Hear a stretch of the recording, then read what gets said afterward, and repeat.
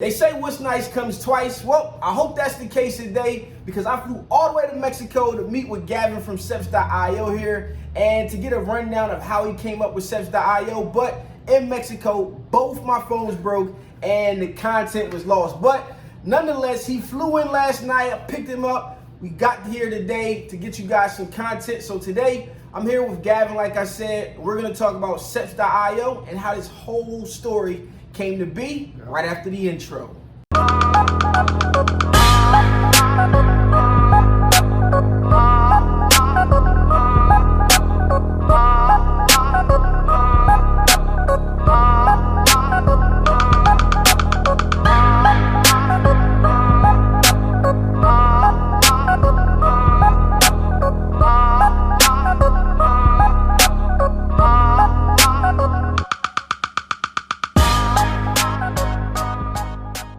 How you guys doing? My name is Stan from T-Shirt Side Hustle, and I help you start t-shirt businesses from home, wherever you at. In this video, like I said in the intro, I'm here with my man Gavin. So let's jump into it. But before we do, you guys know what I need you to do for me. I need you to go ahead and like this video, comment, subscribe, do all that good stuff because I make videos like this all the time. And yes, I mean all the time. All right, so while you're at it, also head down in the description below and go ahead and follow Ceps.io on Instagram. Get my man's followers up and let's get into it. So in this video, I kind of wanted to go over the brief story about your business before Ceps.io and then kind of like just tell them what Ceps.io is. Yeah. And then we're going to come back with a part two. If it's ready, it'll be down in the description for you guys to check out about more in detail about the features of Ceps.io. So tell us about how you got started into screen print, how you got into the screen print business. Yeah. Hey man, thank you, Stan. Thanks for coming down to Mexico. And man, it was good seeing you in Mexico. Now I'm back in your hometown, Delaware. Thank you so much. First one here too. Nobody ever seen. Yeah. Oh, okay. I've been holding them off for a little bit. Yeah. So about 6 years ago, man, I started printing. But it wasn't really my idea. It was like my wife's idea. She was pregnant at the time, and she wanted to make cool onesies for our kid. And she came to me with the idea. I was like, let's go to the store and buy cool onesies. Well, we gotta go and print them. But she wanted to print them. So I started helping her with the research, ended up getting a heat press. We found somebody that could help us with some vinyl. They cut it out for us. And that was pretty much the journey, you know what I mean? And then it just kind of led to different steps. So vinyl is, I keep telling people, vinyl is the gateway. And I always say that the things that you learn in the vinyl cutter translate into other forms of printing, right? So if you go deeper into screen printing, you already know color separation. You may not know exactly what it is or what programming, but you kind of got the general idea because if you cut white vinyl and you do red vinyl, that is color separation at its core, right? And then anything you can't do on a vinyl cutter pretty much translates into some type of full color print method, whether that's white toner, DTG, DTF, super color, whatever it may be. It's some type of full color print that you'll need to do. So I think that's super interesting, man. I think you downplaying the story a little bit because you grew your business enough to the point where you looked at partner but end up selling your business. So I think a lot of people out here, I tell people you can start from here and you can go as far as you want to go in this business. It's up to you, and there's no right or wrong answer, no rhyme or reason. But tell me a little bit more about that journey, about you, how you built it up first before you even got to sell it. Yeah, man. Like, so once I got interested, I was on YouTube just like researching everything, right? So when I was in I didn't know what I was gonna do. I didn't know if I was gonna stick with the vinyl. I didn't know if I was gonna do embroidery or screen printing. What I did find while I was on YouTube was like I saw a lot of people was doing their thing, you know what I mean? A lot of people was using this t-shirt thing to make some real good money. Like if they could do it, I could do it, you know what I mean? No question. So what we did first, me and my wife, we decided let's go take a class. So we found one of those Rhinet classes. So we just booked the weekend, we paid for it. And while we was there, that's when we decided, okay, we could do this. Because just seeing it, how it was being done, just get our education up. We didn't even have our press or anything at the time yet. So after that training, we decided to find a used press. Somebody was getting out the business and we bought pretty much their whole little situation. and we got a warehouse. Nice. Like So day one. you jumped day one into a warehouse. Yeah, man. Like, my mindset is this, man. Don't be reckless, but go big if you can. You know what I mean? That's always been my mindset when it comes to business. Because going small is a little bit risk as well, because your time is the risk. Yes. It's good to start small, but like, it's okay to start small, but think big. Think Yeah. bigger. You know I what always tell people to kind of like where you want to be 3 to 5 years, right? Yeah. And always get the best that you can afford, right? So sometimes it may be like, obviously you could afford to jump into a warehouse, but sometimes you just got to start in that spare bedroom closet or something like that too. So no matter what it is that you're looking to get into, it's always best to get the best that you can afford at the time. Yeah. And then work that to the optimal point. So you eventually went from, your first press was a 6'4", 4'4"? Yeah. So we found this guy that was selling used press, Rhino press. It was a 6-color, 4-station. It was good. I mean, we worked it. So at the time I had this advantage, right? So I had this job that I was working overnight. It was a good job, actually. I didn't want to leave the job. Plus my wife, she was pregnant, and I wanted that security, but once I saw this, I knew if I put enough energy behind it and drive and push behind it, I would at least give it a good effort. That would be good enough for me, even if it didn't work out. Right. But I'm glad that it started picking up traction. People was liking what we was doing, and then we just grew from there. Just like organically grew. People started seeing us. We put in stuff on Instagram. Then we grew it to an auto press. A ROQ Auto Press, got a bigger warehouse, and then I've always wanted to collaborate with people. Right. I feel like business is a team sport. You know what I mean? Like in business, you can't do it all by yourself. Like for me, I've always known what I was good at, and my strength in business is the business, creating the business, right? Not necessarily like they're printing shirt.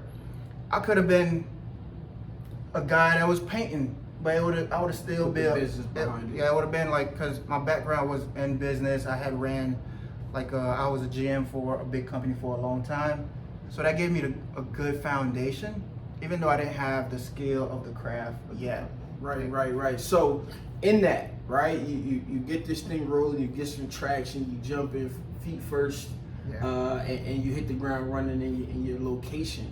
So you were able to eventually sell the business. Like, what was that? How did that feel to be able to walk away from your business and basically sell it?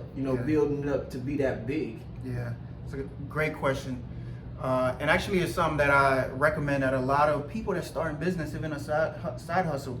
Like, what is it that you want from your business down the line, right? You may be and may not be able to sell it. Like, I didn't have this foolproof plan that I wanted to sell my business. It didn't work out like that. I don't want you guys to think, well, this guy did this and he ended up selling. But that's what ended up happening, and the reason it ended up happening was, I'll say 2 reasons. One, I always believed in collaboration because I knew I wanted to grow my business, but I didn't really necessarily want to do all the physical and manual work. My strength was managing and teaching and training, right? So I kind of leveraged those. I saw somebody around that had a shop. I introduced the idea, hey, let's work together. And then we slowly started to working together, and then we brought our business together to make it like a huge shop. At this shop, we had 2 auto, we had some embroidery, and we were thinking about bringing in signs, right? So on their end, their business was a lot bigger than mine. Right. So a lot of that. So if you could leverage that, that was the first part. And then once all these things was in motion, a few things was happening in my personal life, right? My wife had gotten sick. It was like a crazy situation because I had invested so much time into the business. And it got to the point where I really wanted the business to get to. We was busy, we was getting work, but at the same time, my wife was getting sick and she needed help because I'd be at the shop printing a big All night order. long. I know. 2, 3 And- in the morning, can't come home. Or Yeah. somebody's called out or can't do something. You gotta fill in. I know the stories, the struggles, man. It's the same for everybody. Screen printing is a beast. Right. So just knowing that, and like, I know I had to take care of my family. Business is business, but my family is a lot higher than my business, right? So I know I had to take care of my family. So I kind of went to my partner, hey, what should we do here? Like, situation is not getting better here. Our business, you know, I won't be able to commit as much. How about we work something out? Yeah, and then it came to the point where they bought our business out. So that's how that kind of happened. It wasn't fully strategic as far as like selling, but what made it, it's like we had plans in place. Like we had, I was able to train somebody to take over me. So I was able to like duplicate myself. So stuff like that will kind of help you position yourself so you can sell your business. Now this new business that I'm in, I am strategically planning everything out, writing as much as I can, putting good systems behind it. Like, not that I want to sell the business, but like I just want it to be a strong business. Right. And the rest will take care of itself. Man, listen, if I could take one thing away from this, you guys know what I always say, don't work so hard that you just work so hard, right? You got to take the time out to enjoy it, and that's enjoying it in whatever way you see fit. Me, I like traveling, spending time with my family. Him, he had to step away from the business to take care of his family. Put yourself in position to do those things because you can't get those moments back, and those memories that last you a lot longer than any business, successful or failed. At some point, it's all going to come to an end, and you're only going to have the memories to look back on. So let's jump in briefly to Seps.io, man. What is Seps.io, and who is it for? Yeah, it's a good question, man. So I was a screen printer. I was a screen printer for a long time. I did it for over 6 years. So screen printing, when I came into screen printing, I didn't know anything about graphic design, right? And I struggled through it. And I also knew a lot of screen printers that was struggling with the same thing. Because I talked to them, they would be like, man, it was hard. So that's where the idea came from. I was like, I had this problem. I'm talking to other screen printers, they telling me that they have this problem too. Eureka. Eureka, the light, the bells, the whistles, everything comes together. That's what business is, it's solving problems, right? Right. So there's a problem out there. So what I did was like, all right, so as my business journey grew, we had almost like solved this little situation, you know? In the beginning it was a big problem, but over time we had grew a team that could do all our graphic design. So once I sold my business, I had this team that could just do graphic design, right? So I just leveraged that and turned it into Seps.io. It's pretty much to help screen printers thrive, right? Screen printers, it's hard to do the work yourself, it takes a long time. Yes. Hiring graphic designer in-house is really expensive, really expensive. And like finding freelancers is unreliable. So what we've been able to do is like give you a solution, a package that does everything from beginning to end. You do your, you give us, we know customers give us trash, right? When it comes to artwork. So we'll take that trash for you and put it together for you, or we'll vector it. We'll put it on a proof or on a spec sheet that you could use for easy approval for your customers. And we'll do the color steps, and we're doing some custom design as well. That's awesome, man. I think it's a very, very good, you know, I told you straight up in Texas when we met for the first time, took a look at the website and I was like, wow, this is going to be something big. And I firmly agree, or firmly believe that rather, it will be something big because I understand those pain points that you talked about, and having a solution that somebody can have and have it all be right there laid out for you is really, really important, because my mentor can't even resize a PDF, so let alone color separate something, and everything you said is true. It's unreliable, whatever the case is. So if you guys can relate to this story from my man Gavin here, let us know down in the comments. If you want to try out Seps.io, visit seps.tshirtsizu.com. That's my link to let them know that I sent you. That'll be down in the description for you guys. And man, listen, we're about to jump into another video, so make sure you guys stay around and watch part 2 of this video, where we go deeper into Seps.io, man. and take a look at some of the features and ask a few more questions. Okay. Hope you guys enjoyed this video. This has been your boy Stan Basement T-shirt Socks. We're here with Gavin from Steps.io. Yeah. Peace.